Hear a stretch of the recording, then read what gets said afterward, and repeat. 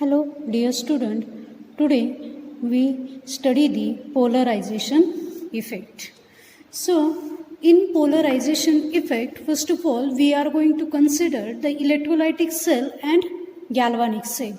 Here we are considering the electrolytic cell as copper in cadmium +2 state gives the copper in +2 state and cadmium as a solid material which is deposited on the electrode. While in galvanic cell we are considering the combination of copper in +2 state and cadmium in solid state also gives the copper in solid state and cadmium in +2 state. So, suppose we plot a graph of applied potential versus current.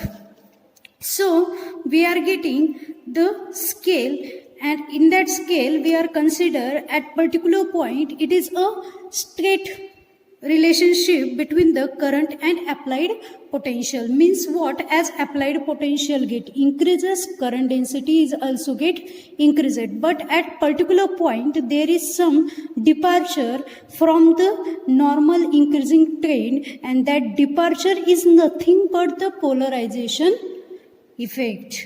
Means polarization means what? It exerts that the linear relationship should exist between the potential of an electrochemical cell and current.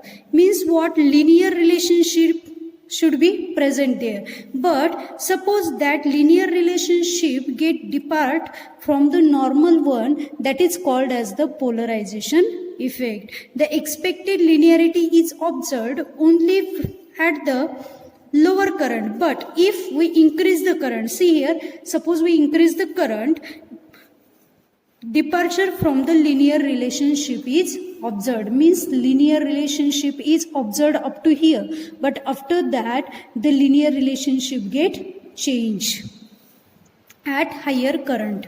So, when non-linear behavior is observed, the cell is said to be polarized and it's called as polarization effect. Means non-linear relationship gives the polarization effect in that particular cell. So, sometime addition of some compound to the solution lowers the amount of polarization, and such a condition is called, or such a cell is called as depolarized. By the addition of external compound we have to minimize the polarization effect and our cell get converted into depolarized one. Means we are getting the linear relationship as seen in the diagram. So, in the particular diagram of the polarization effect, we considered that at lower applied potential and current density, there is a linear relationship and the cell is non-polarized one or depolarized one. But as we increase the current density, there is departure from the linear relationship and our cell get the polarized one. So, to minimize the polarization effect, we have to add the external compound. That external compound lower the amount of polarization in that particular cell, and this is called as a depolarized cell. So student, today we study the polarization effect in detail. You have to only focus on linear relationship. As linear relationship get depart, we are getting the polarization effect. So, what is current density? Current density is nothing but the current flowing per unit area of the electrode surface. It's called as current density. It is expressed in ampere per square centimeter of the electrode surface. So, the next important point we are going to discuss here, decomposition potential. So, in decomposition potential, again we are considering a graph of voltage across the cell versus current. So, here also we are getting that the minimum external voltage that must be applied in order to bring about the continuous electrolysis. It's called as decomposition potential of an electrolysis process. Means what? Minimum external voltage should be required to get the continuous electrolysis. But if excess voltage get applied, there is a decomposition potential get observed for that particular electrolysis cell. So student, here is one more important concept is what? Back or counter or polarization effect. So what is back or polarization EMF?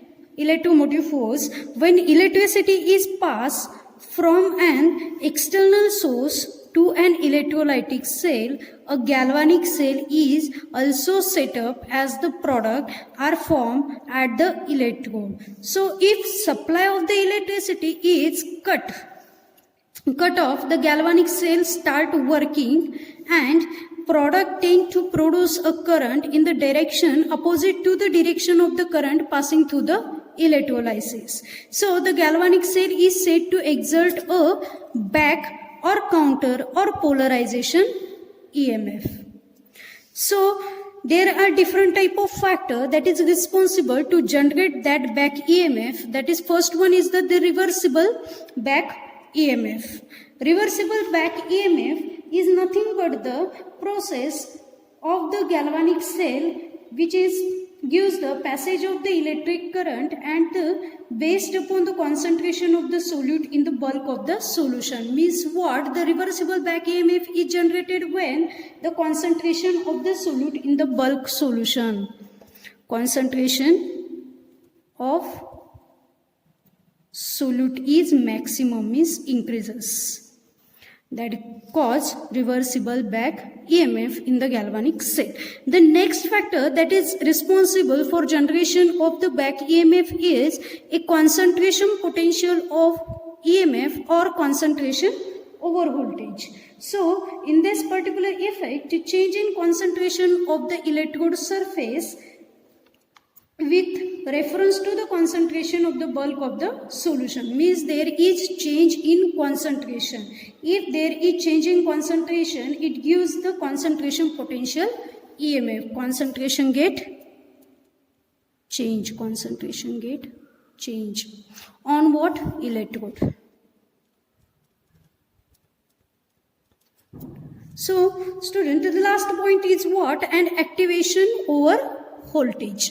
Activation over voltage, this is a departure of the potential of an electrode from the reversible value due to passage of electrolytic current. Departure get obtained here. Departure of potential.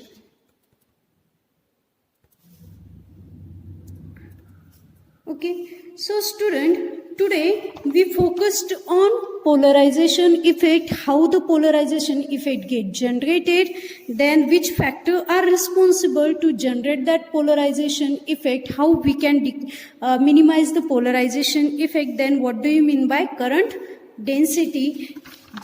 Next is decomposition potential.